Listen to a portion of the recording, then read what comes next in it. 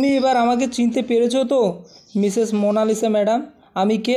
হ্যাঁ বন্ধুরা, আমরা এমনটাই দেখতে চলেছি কম্পাস ধারাবাহিকের আগামী পর্বগুলিতে। আর তোমরা তাড়াতাড়ি ভিডিওটিতে দেখো আর তাড়াতাড়ি ভিডিওটিতে লাইক দিয়ে চ্যানেলটি সাবস্ক্রাইব করে পুরো ভিডিওটি দেখতে থাকো।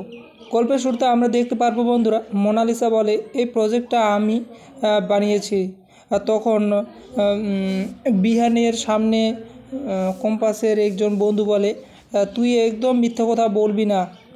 ঠিক ঠিক আছে, এই প্রজেক্টটা আমরা তৈরি করেছি, আমরা বানিয়েছি, তোরা না হয় চুরি করে স্টিকার লাগিয়েছিস, লেখাগুলো পাল্টে দিয়েছিস, তাতে কি আমরা আমাদের প্রজেক্টটা চিনতে পারবো না? এরপর আরেকজন বন্ধু বলে, মানে জিৎ বলে, আচ্ছা কথা বাদ দে, কম্পাস কোথায় বল।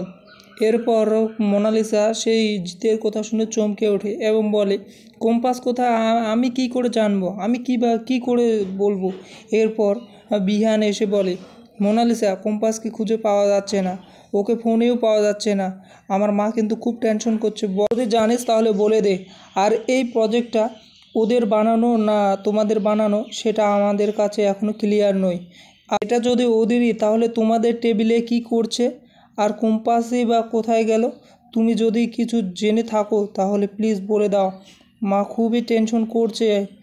একটু পরে কম্পাস বস্তাবন্দি অবস্থায় কোনো মতে বেঁচে যায় এবং কলেজে এসে বলে, কম্পাসকে দেখে এদিকে সবাই চমকে যায়। কম্পাস বলে, আমি জানি ওটা আমাদের প্রজেক্ট, আর আমাকে মেরে ফেলার চেষ্টা করেছিল এই মোনালিসা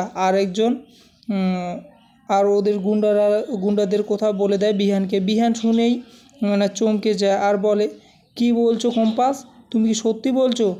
আর যদি তোমার কথাই সত্যি হয় তাহলে আমি মোনালিসাকে ছাড়বো না, কিছুতেই না।